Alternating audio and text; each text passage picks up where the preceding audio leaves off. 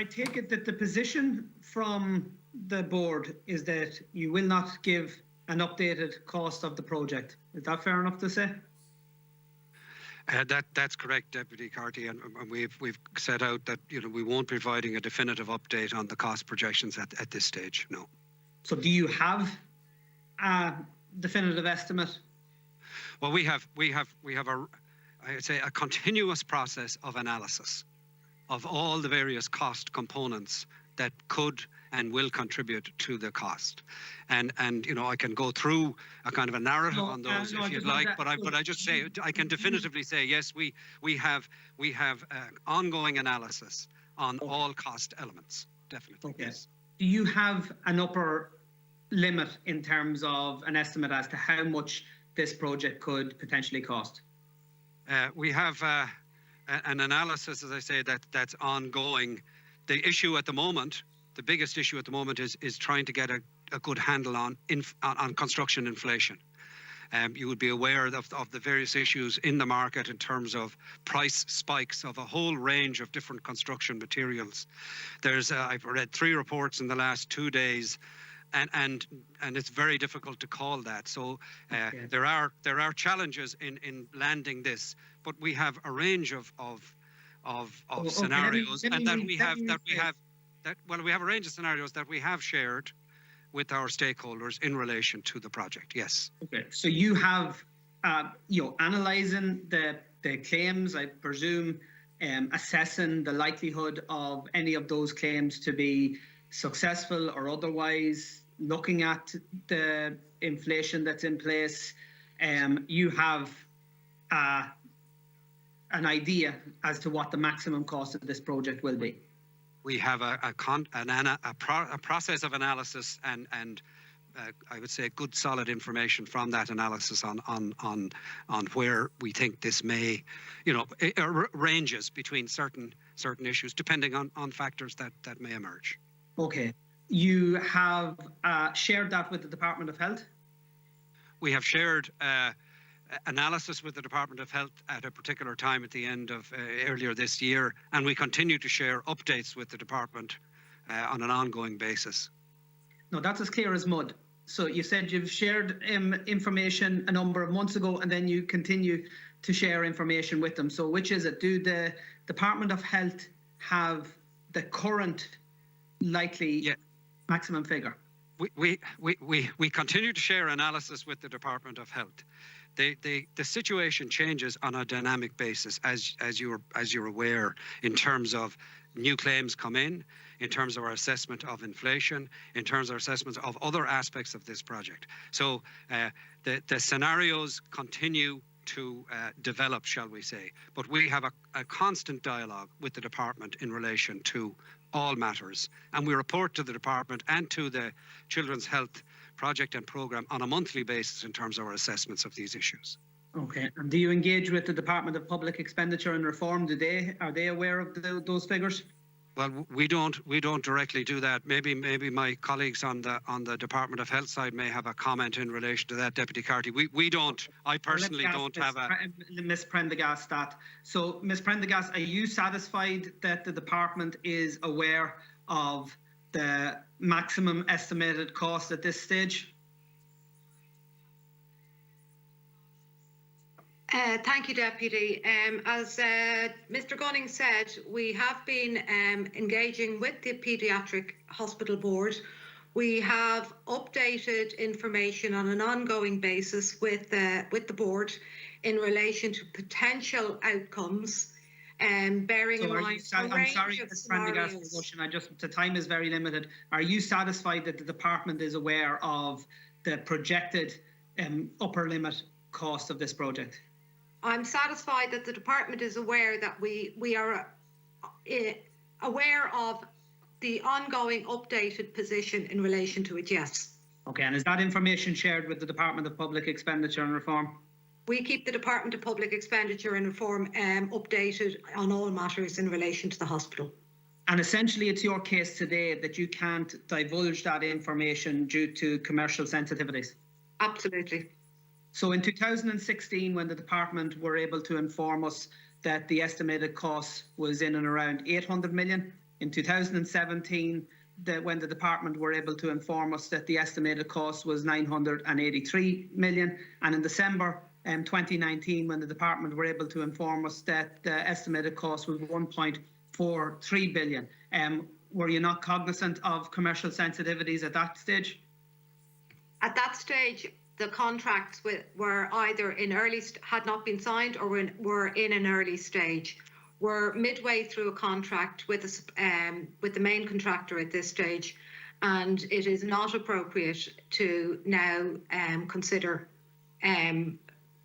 discussing this in open forum.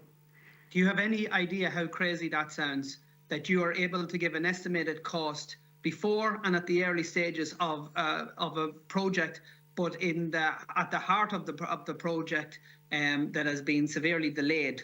Commercial sensitivities mean that the people who will be paying for this hospital, i.e. the taxpayers of Ireland, can't be informed as to what the potential maximum cost will be. It's very difficult to tell what the maximum cost will be, Deputy, given the uncertainties outlined by ourselves and by Mr. Gunning in the context of COVID, Brexit, inflation, etc.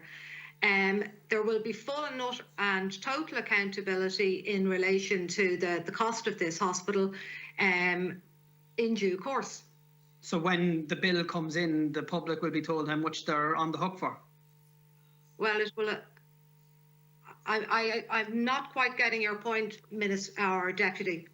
My point is that we have an obligation as a committee on behalf of the taxpayers to ensure that there is good value for money. It is impossible to determine whether there is good value for money when we have no idea as to what the maximum cost will be. Let me ask you, do you accept now that this was a really, really bad contract on the part of the Irish taxpayers in terms of the original negotiation with BAM? I wouldn't accept that, Deputy, no. Even though we began with an initial cost of 800 million, and we could potentially and very likely exceed €2 billion in terms of the overall cost. I'm not prepared to discuss a figure of 2 billion. At no stage has this department ever considered a figure of 2 billion. I'm not sure where that number is coming from. There's a range of numbers out in the public domain that we won't comment on. Yeah, but it would be helpful if some clarity could be given. I'll come back in again later on. You recall in December 2019, the estimated cost was provided at 1.43 billion euro. What is the sum total of the costs that have been incurred to date that weren't included in that estimate? So I'm talking about the costs related to inflation, the settled claims, the legal costs, and any other costs that weren't envisaged at that stage. What would be the sum total to date, please? You're on mute there. Apologies, Deputy Carthy.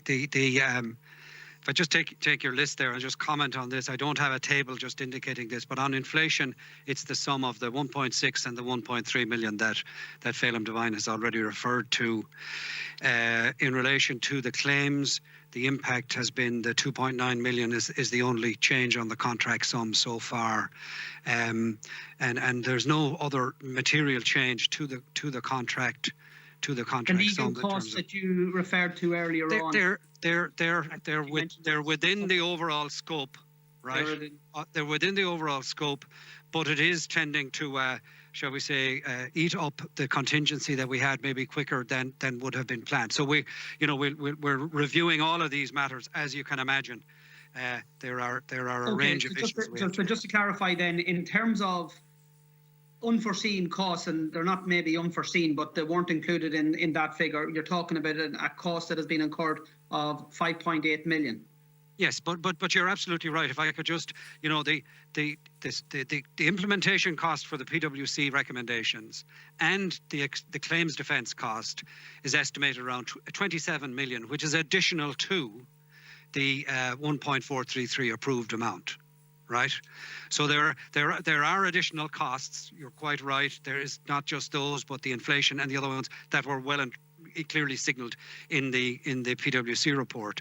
The other item Phelan's mentioned, provisional sums. The PwC report referred to those and said, well, we've got to watch this area because there may not be enough in the budget. And we've already talked about equipping, and we know that we're in the ballpark.